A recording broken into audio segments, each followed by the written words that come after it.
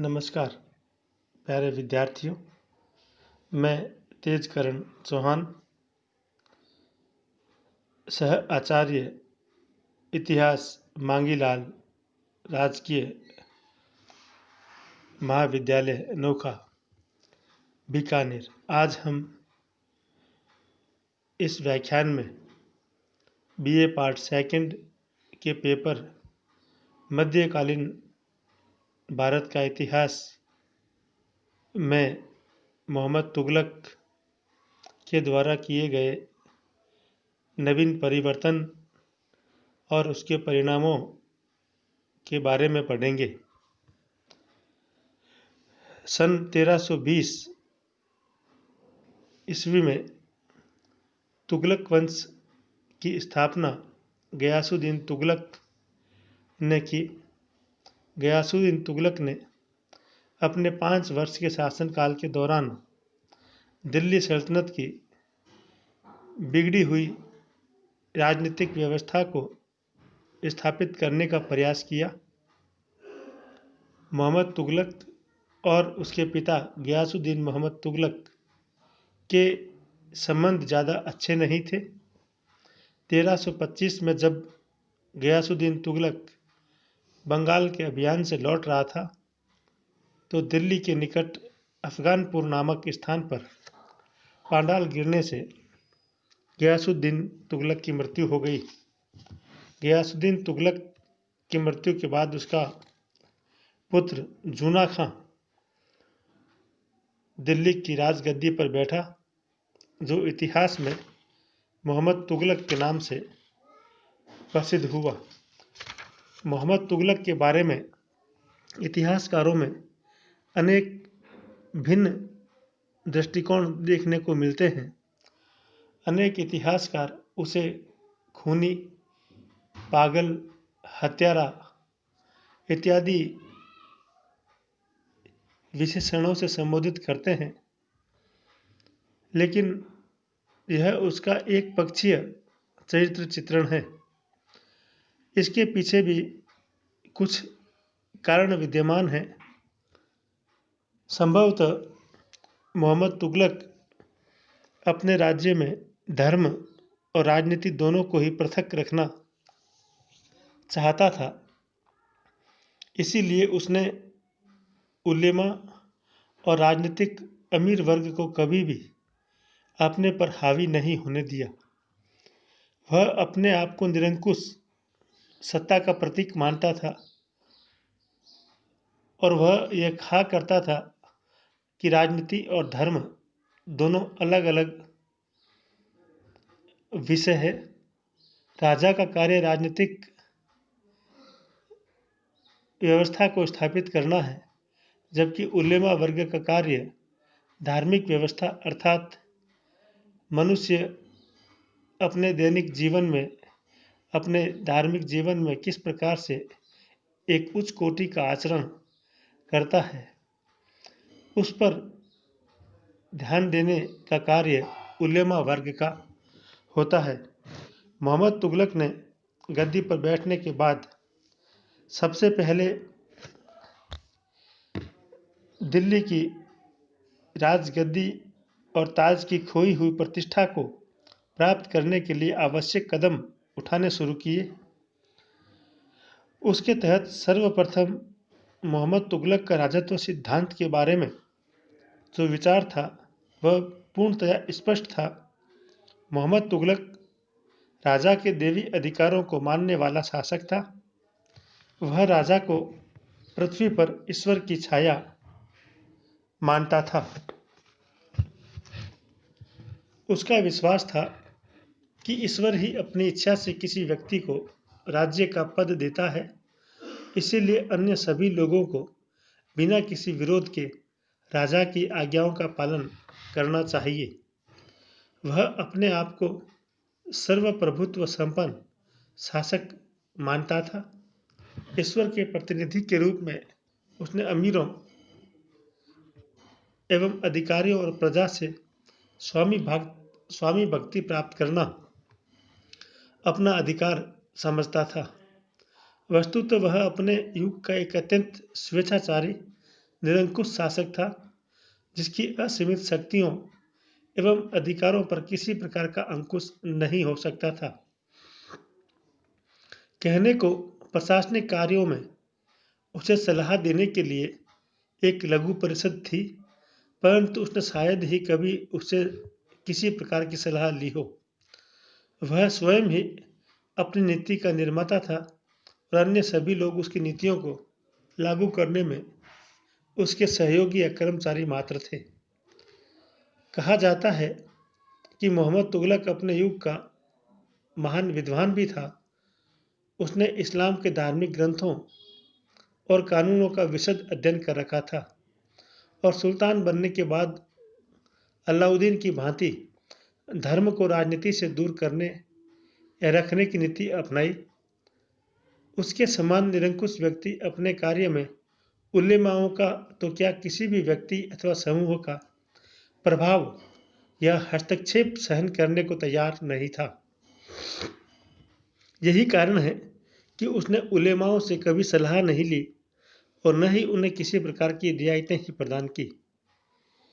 जब कभी उलेमा वर्ग का कोई सदस्य राजकीय धन के गबन या अन्य मामलों में अपराधी पाया जाता, तो मोहम्मद तुगलक उसे भी सामान्य अपराधियों की भांति सजा देता था। उलेमा वर्ग के विरोध का एक प्रमुख कारण यही रहा कि सुल्तान ने उन्हें महत्वपूर्ण स्थिति से सामान्य लोगों की स्थिति में धकेल दिया था। इसीलिए उलेमा वर्ग सुल्तान के विरुद्ध अपना जिहाद जारी रखा और उसकी शासन व्यवस्था को बदनाम करने में कोई कसर नहीं रखी। उलेमाओं के असंतोष का एक कारण यह भी था कि मोहम्मद तुगलक के पहले न्याय प्रशासन पर उन्हीं का एक अधिकार था। सुल्तान ने उनके इस एकाधिकार को खत्म करते हुए अन्य योग्य व्यक्तियों को भी न्यायाधीशों के पदों पर नियुक्त करना शुरू कर दिया था। उलेमा वर्ग के निर्णयों को बदलने में वह तनिक भी नहीं हिचकता था, चूंकि सुल्तान स्वयं ही न्याय का अंतिम स्रोत था। अतः उसके निर्णय के विरुद्ध कहीं अपील नहीं की जा सकती थी। मोहम्मद तुगलक ने धार्मिक सहिष्णुता का परिचय देते हुए हिंदुओं के साथ अच्छा व्यवहार किया और अपने पूर्व अधिकारियों की भांति उन पर अत्याचार नहीं किए। मोहम्मद तुगलक सुधारों का प्रतीक था। उसने अपनी शासन व्यवस्था में अनेक नवीन परिवर्तन किए जो न उससे पहले दिखाई देते हैं, न उसके बाद के शासनकाल में किसी और सुल्तान या बादशाह ने ऐसा करने का प्रयास किया। सर्वप्रथम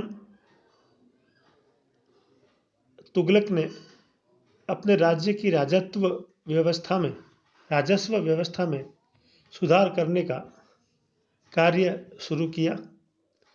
वह अत्यधिक परिश्रमी व्यक्ति था। राज्यारोहण के तुरंत बाद राजस्व व्यवस्था में सुधार करने हेतु उसने अनेक कदम उठाए। अपने प्रांतीय अधिकारियों को आदेश दिया कि वे पहले की भांति अपने अपने क्षेत्रों की आय और व्यय का लेखा तैयार करके दिल्ली में दीवाने वजारत के पास भेजें। दीवाने विराजत में प्रत्येक सूबे की आय व्यय का हिसाब रखने के लिए एक पृथक रजिस्टर बनाया गया। कुछ विद्वानों का मत है कि संभवतः मोहम्मद तुगलक अपने सभी प्रांतों में एक समान राजस्व व्यवस्था लागू करना चाहता था और इस बात का भी उसने ध्यान रखा कि कोई भी गांव लगान वसूली से अछूता न रह जाए।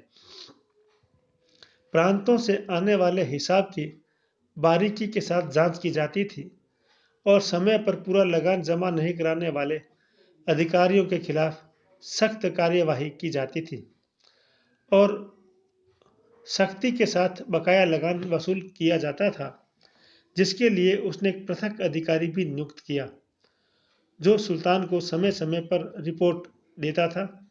कृषि की देखभाल के लिए अमीर कोही नामक एक विशेष पदाधिकारी नियुक्त किया गया। अकाल और प्राकृतिक प्रकोपों के समय किसानों को ऋण इत्यादि वितरित करने का कार्य भी इसी को सौंपा गया। बरनी और इब्न बतूता, जो तुगलक के समकालीन महत्वपूर्ण ऐतिहासिक व्यक्ति हैं, इन दोनों ने सुल्तान की राजस्व व्यवस्था के एक दोष का उल्लेख किया है, और वह है इजारेदारी, अर्थात लगान वसूली के काम को ठेके पर देना। जो व्यक्ति इस काम के लिए सबसे ऊंची धनराशि की बोली लगाता था, उसी को लगान वसूली का कार्य दिया जाता था, परंतु उस आदमी की माली हालत की जांच पड़ताल नहीं की जाती थी, जिसकी वजह से कई बार सरकार को आर्थिक हानि भी उठानी पड़ती थी। अपने राजस्व व्यवस्था में सुधार के कदमों के तहत सर्वप्रथम उसने दोआब में कर वृद्धि करने का साहसिक कदम उठाया। इतिहासकारों ने मोहम्मद तुगलक की जिन योजनाओं की कटु आलोचना की है, उनमें से एक है दोआब क्षेत्र में कर की वृद्धि करना। कर बढ़ाने के लिए अनेक कारण बताए गए हैं, जो विश्वसनीय प्रतीत नहीं होते, जैसे इस क्षेत्र के उपद्रवी लोगों को दंड देना, नंबर 2 रिक्त राजकोष को भरना, और नंबर 3 सेना की शक्ति को बढ़ाने के लिए अतिरिक्त साधन जुटाना। अधिकांश विद्वान इसे लगान व्यवस्था में सुधार हेतु एक सामान्य कदम मानते हैं। वस्तुतः दोआब भारत का सर्वाधिक उपजाऊ क्षेत्र था और बढ़े हुए कर को आसानी से सहन कर सकता था। बाद में लागू की गई योजनाओं से यह स्पष्ट हो जाता है कि सुल्तान का राजकोष रिक्त नहीं हुआ था और उपद्रवी लोगों को दंड देने के अनेक बहुत से कारगर कदम भी उठाए जा सकते थे। यहाँ पर कितना कर बढ़ाया गया, इसके बारे में भी स्पष्ट नहीं है। मुस्लिम इतिहासकार जो विवरण देते हैं, उसे किसी भी स्थिति में सही नहीं माना जा सकता है। बर्नी कहता है कि कर 10 से 20 गुना बढ़ा दिया गया था, याहिया इसकी पुष्टि नहीं करता है और लिखता है कि बढ़े हुए कर के साथ साथ मकान कर और चराई कर को भी लागू किया। निजामुद्दीन कहता है कि यह वृद्धि 10 गुना की गई थी। फरिश्ता इसके बारे में 3 या 4 गुना कर को बढ़ाने का उल्लेख करते हैं। इसके विपरीत आधुनिक विद्वान ये मानते हैं कि कर वृद्धि बहुत कम की गई थी। एल श्रीवास्तव का मत है कि भूमि कर में किसी प्रकार की वृद्धि नहीं की गई थी, बल्कि मकान, चारागाह और अन्य कर बढ़ाकर सुल्तान अपने राजस्व में 5 से 10% तक वृद्धि करना चाहता था। दोआब में जो कर वृद्धि की गई वह अधिक नहीं, परंतु वह वृद्धि अनुकूल स्थितियों में नहीं की गई थी। संयोगवश उसी समय दोआब का क्षेत्र वर्षा की कमी के कारण अकाल की चपेट में आ गया। इससे किसानों में उदासी छाई हुई थी और जब बढ़े हुए करों को सख्ती के साथ वसूल करने का प्रयास किया गया, तो लोगों का असंतोष भड़कना स्वाभाविक था। सुल्तान के आदेश से अधिकारियों ने कठोरता के साथ विद्रोह का दमन किया, जिससे दोआब की स्थिति और भी अधिक बिगड़ गई। वस्तुतः इसमें सारा दोष सरकारी अधिकारियों का था, जिन्होंने सुल्तान को सही स्थिति की जानकारी नहीं दी।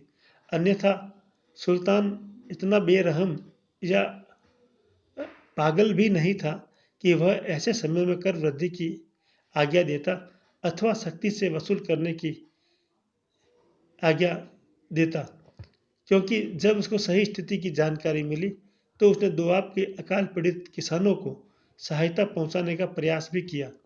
किसानों को बीज, हल, बैल आदि के लिए ऋण वितरित किए गए और सिंचाई के लिए कुएं और नहरें भी बनवाई, परंतु सुल्तान द्वारा दी गई सहायता में किसानों को विशेष राहत नहीं मिली, क्योंकि यह कदम काफ़ी देर के बाद उठाया गया था। एल श्रीवास्तव स्थिति का मूल्यांकन करते हुए लिखते हैं कि यद्यपि उनसे कोई लाभ नहीं हुआ, क्योंकि ये सहायता कार्य काफ़ी देर से शुरू किए गए और सहायता का प्रयोग किसानों ने क्षुधा पूर्ति के लिए किया। वास्तविकता तो यह थी कि इन करों को जब अलाउद्दीन ने पहली बार लगाया था, तब तो लोगों ने स्वेच्छा से नहीं, अपितु आतंकित होकर ये कर अदा किए थे। अलाउद्दीन के उत्तराधिकारी ने इन करों को समाप्त कर दिया और जब मोहम्मद तुगलक ने इन्हें पुनः लागू किया तो लोगों ने इसका विरोध किया और उस समय अकाल की स्थिति ने इसे और भी दुरूह बना दिया। परिस्थितियों और अधिकारियों ने मिलकर कर वृद्धि की योजना को असफल बना दिया, जिससे सुल्तान बदनाम हो गया और इसके लिए उसे दोषी ठहराया गया, जो कि न्याय संगत प्रतीत नहीं होता है। इसके पश्चात मोहम्मद तुगलक की अन्य योजनाओं को हम अगले अध्याय में पढ़ने का प्रयास करेंगे।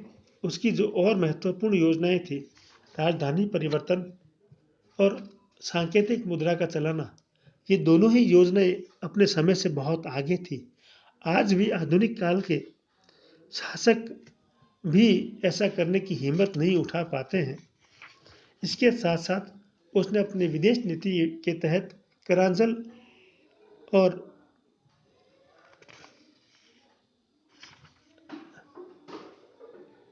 कांगड़ा पर किए गए आक्रमणों के लिए सेना में भी बेतहाशा वृद्धि की थी, जो कि मोहम्मद तुगलक के पतन के लिए जिम्मेवार बने, क्योंकि इन योजनाओं को भी लागू करने में अधिकारी वर्ग ने, अमीर वर्ग ने किसी प्रकार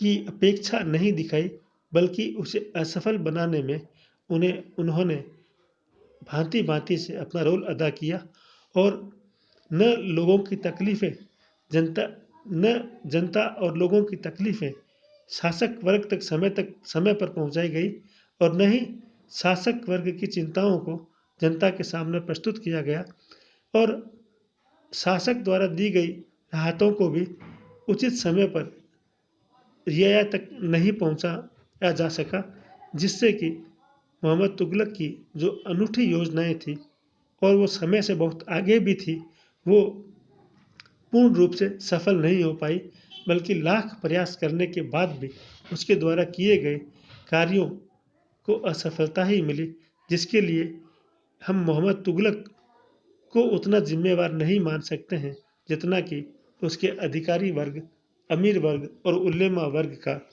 दोष उसमें विद्यमान था। जय हिंद, जय भारत।